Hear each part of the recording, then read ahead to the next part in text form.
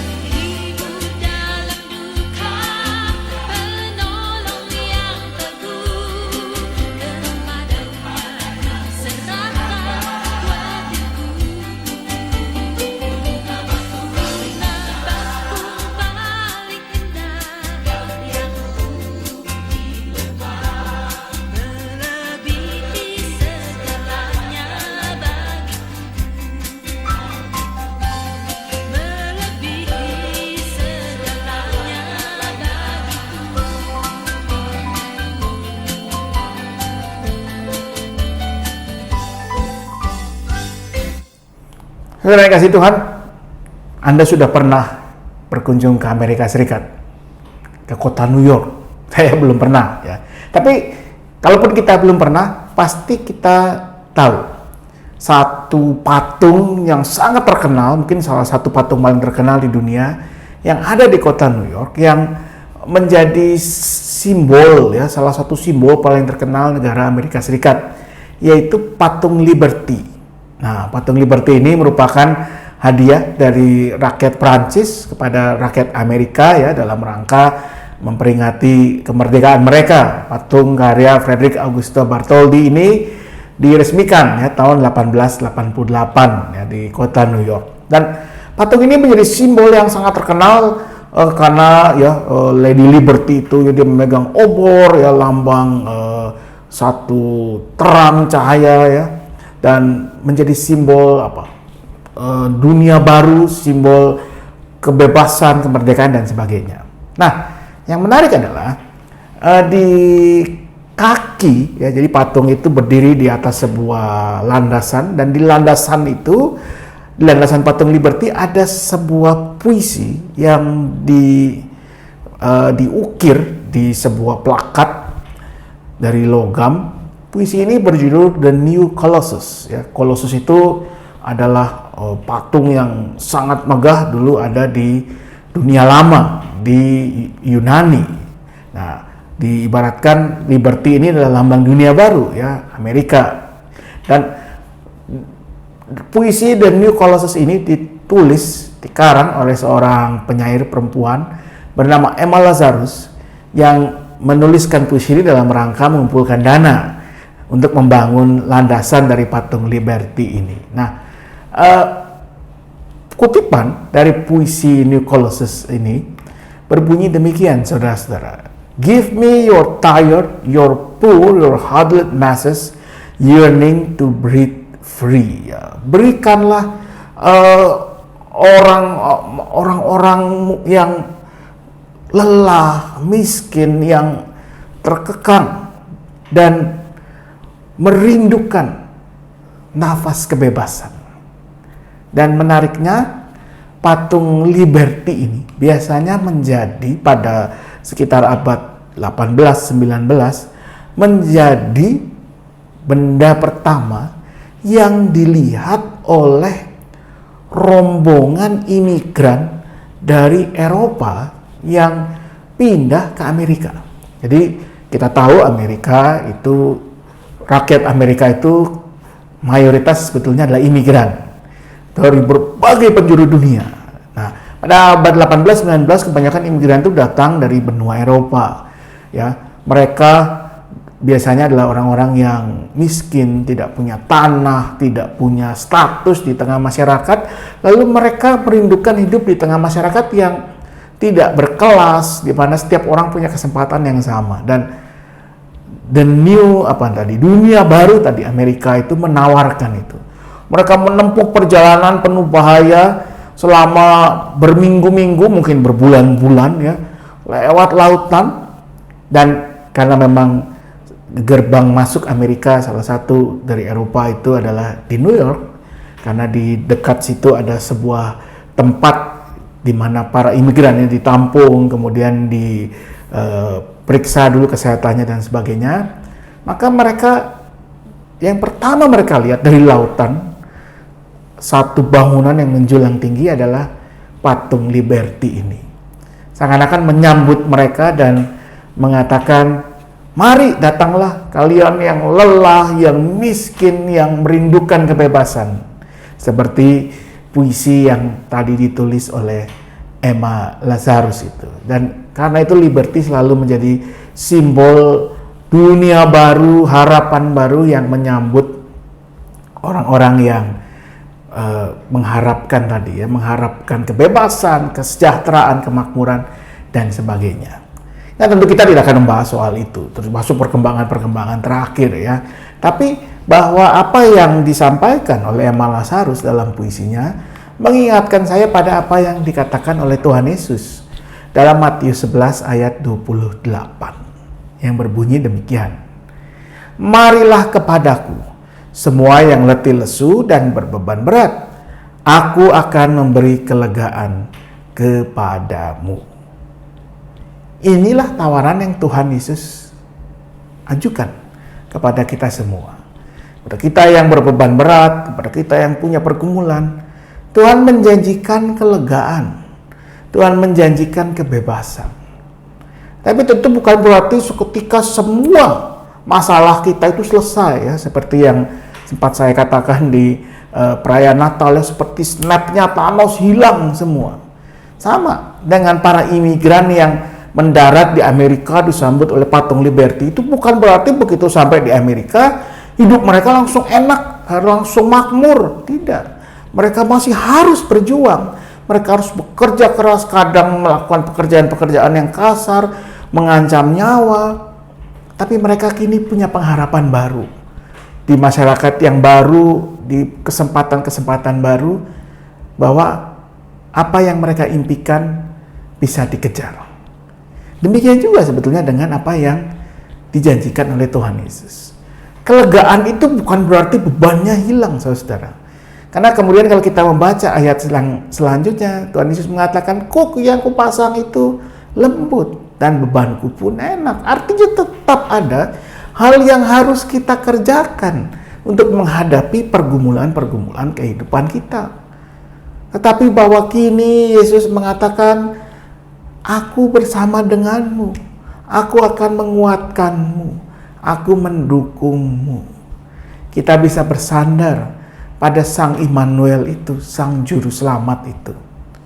Sampai kita melewati setiap pergumulan yang ada atau yang harus kita jalani. Jadi, mari saudara yang dikasihi Tuhan, kalau kita punya pergumulan, kita menjalani sebuah mungkin saat ini kita dalam keadaan kelemahan fisik, sakit, atau ada orang yang kita kasih, keluarga kita, atau mungkin kita bergumul dengan masalah ekonomi, masalah relasi, apapun itu. Mari kita mengingat janji Tuhan Yesus. "Marilah kepadaku semua yang letih lesu dan berbeban berat, aku akan memberi kelegaan kepadamu." Bukan berarti masalah kita langsung hilang, tapi bahwa Yesus akan menguatkan kita sehingga kita bisa menjalani semua itu dengan lega bersama dengannya sampai tuntas, sampai selesai bersama dengan Tuhan yang juga sudah menjalani pergumulan, kesakitan, tantangan untuk memberikan anugerahnya kepada kita semua.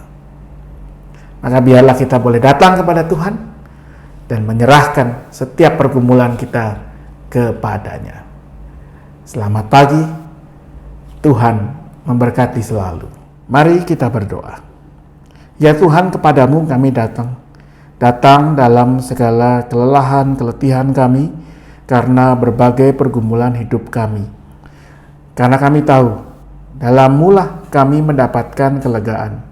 Kelegaan ketika Tuhan menyatakan kasih Tuhan dalam Sang Immanuel yang sudah hadir dalam hidup kami, menguatkan dan menuntun kami, memampukan kami menanggung, memikul setiap pergumulan kami bersama denganmu, bersama Kristus Sang Immanuel, sehingga kami boleh melewati setiap pergumulan itu dan tiba pada akhirnya, pada tujuannya bersama dengan Tuhan dalam anugerah Tuhan.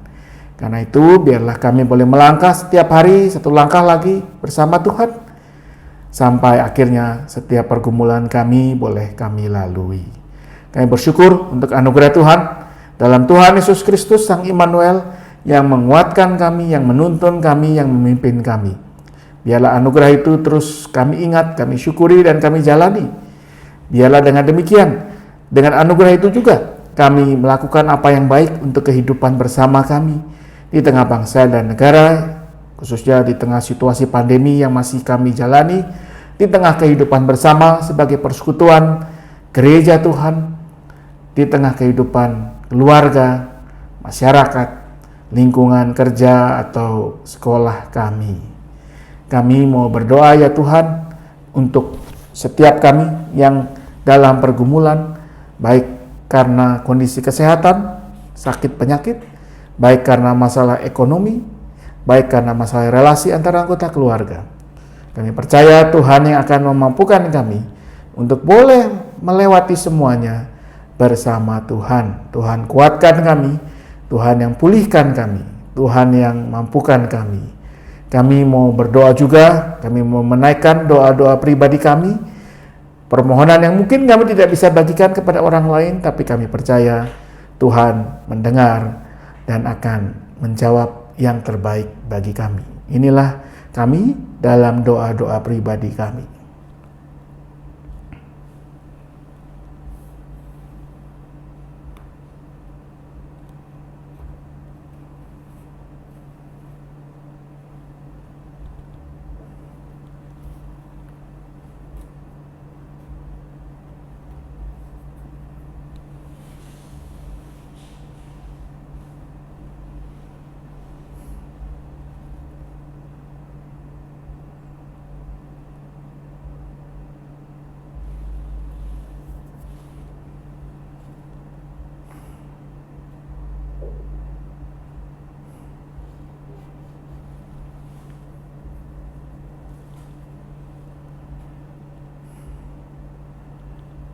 Demikianlah ya Tuhan, doa kami percayakan hanya kepadamu, seperti kami juga mempercayakan diri dan hidup kami, dalam satu nama Yesus Kristus Tuhan kami, yang juga mengajarkan kami berdoa demikian.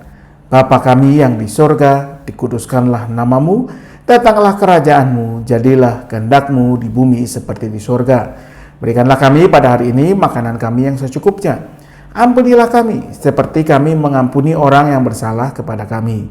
Janganlah membawa kami ke dalam pencobaan, tetapi lepaskanlah kami dari yang jahat, karena Engkaulah yang mempunyai kerajaan dan kekuasaan dan kemuliaan sampai selama-lamanya. Amin.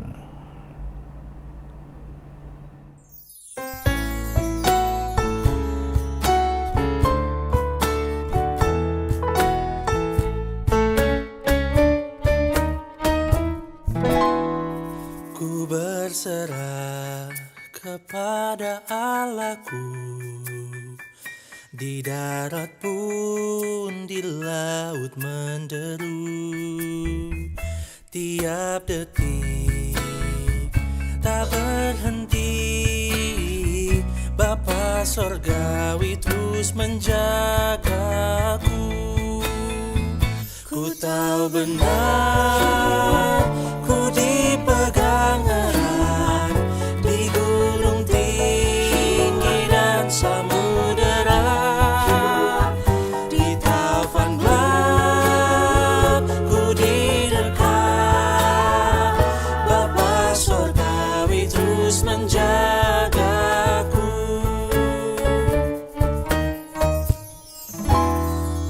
Mawar di taman dihiasinya, elang di langit pun dipimpinnya. Dia tentu besertaku. Bapa Sorgawi terus menjagaku.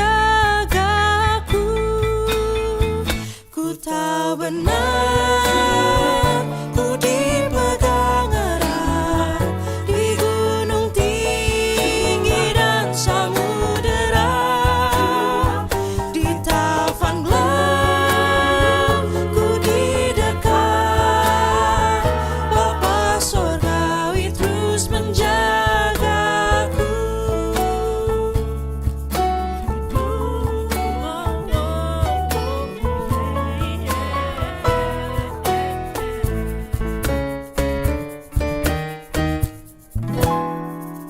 Ku tahu benar, ku dipegang erat di